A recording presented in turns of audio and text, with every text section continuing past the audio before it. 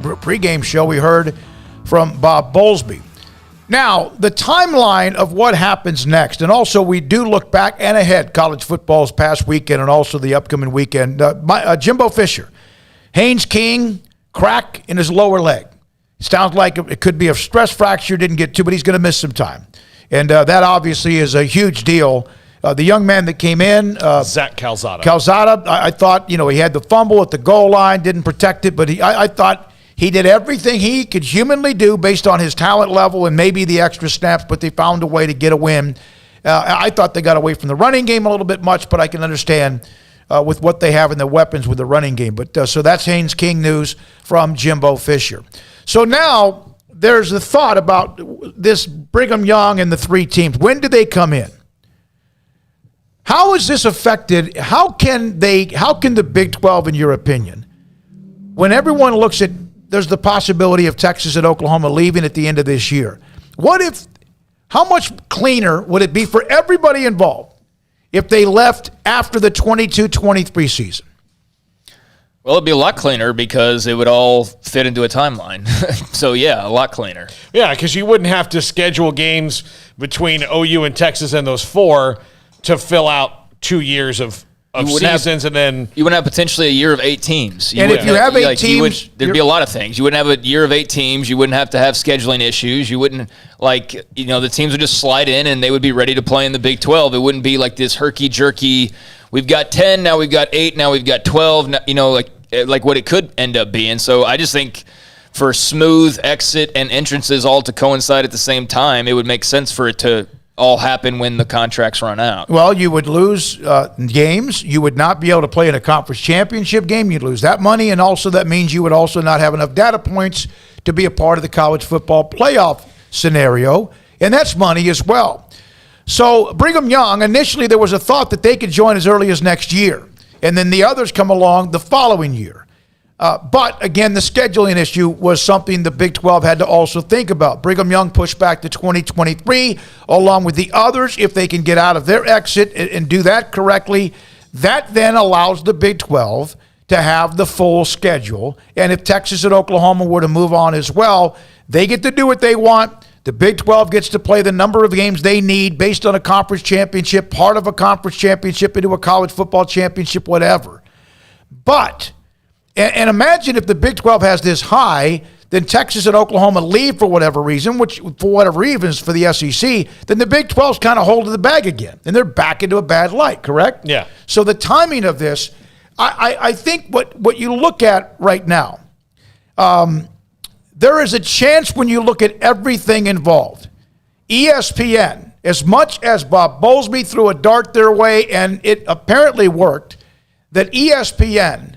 in the end, I think there's a good chance that ESPN works with the Big 12 and somehow makes this work because it's better for them as well. Well, it's also better for them because the American's not the American they've had signed up. They just lost 3 of their best teams. Mm-hmm. So it's not exactly what they had in mind when their whole plan was to disintegrate the Big 12, fold them into the AAC, and pay them a lot less money. Well, now the AAC has gone the opposite direction, so I think it behooves ESPN, rather than to try to make the American into something it can't be anymore, because you're not going to bring in 4 teams that are at the level of the 3 teams that just left. What's the better league now? It's very clearly the Big 12 now and in the future. So business-wise, it seems like a bit of a no-brainer. So the Big 12 will probably working with Texas and Oklahoma to help whatever that time might be. Knowing that this is going to happen. Brigham Young and their exit package from the WCC being absorbed into what is the Big 12. The exit package that was being debated for the other 3 who are joining the league in the AAC as they move into the Big 12, the common denominator is ESPN.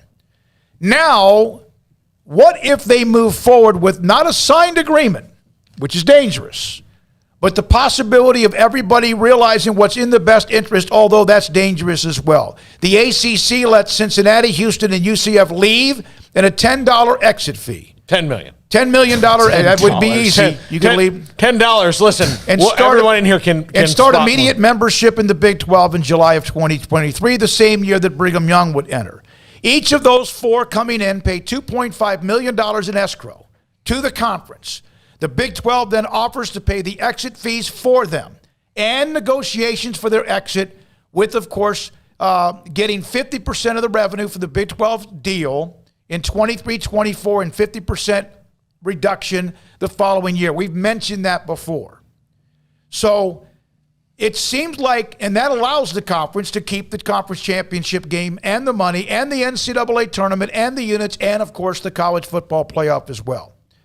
Now, what the Big 12 will then do is hold Texas and Oklahoma for 2 years, not one. That's interesting because for a while there you wondered if they had any power at all other than the grant of rights, which is the big deal. That allows them to leave at the end of June of 2023, the day after or the day before the other four join the Big 12. And I think that's kind of going to be a possibility.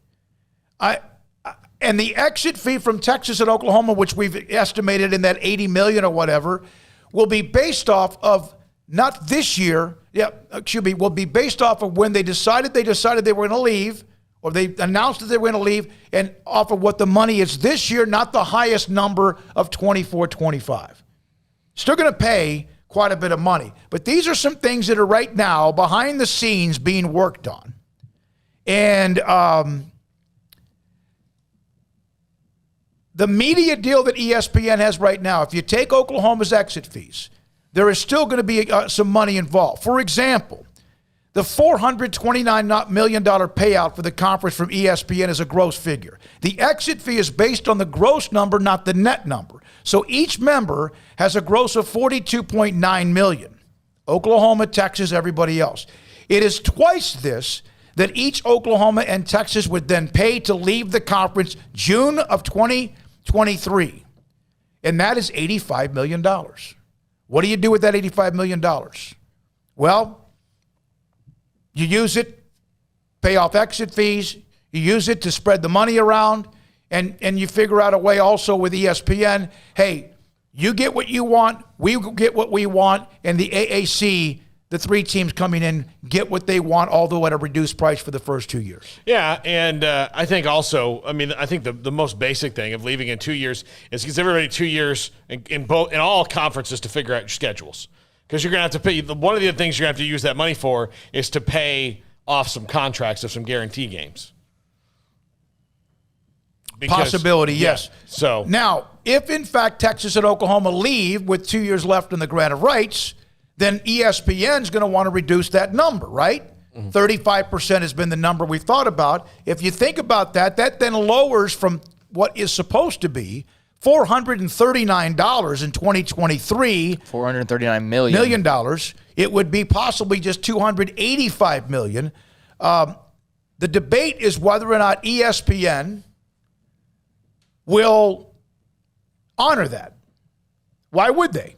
Because it also allows them to do what they want to do with the SEC. It's very convoluted, a lot of numbers, but 285 is 28.5 million.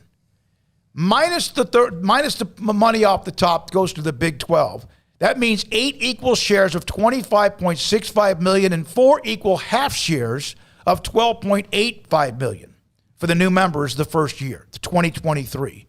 And then of course, there's the possibility of whatever they get in the exit fees from Texas and Oklahoma and how they distribute that as well. Should the Oklahoma and Texas exit fees, whatever that number is going to be, 80 million, 20 million, 60 million, or whatever million each, should that go to the 8 remaining teams, or should that also then be in some way spread around to the incoming teams?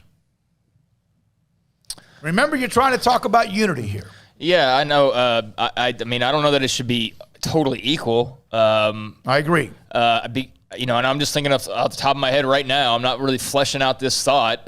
Very spur of the moment reaction to it, but yeah, I don't think that they deserve to have the same amount as the originals, but I also don't think they deserve nothing.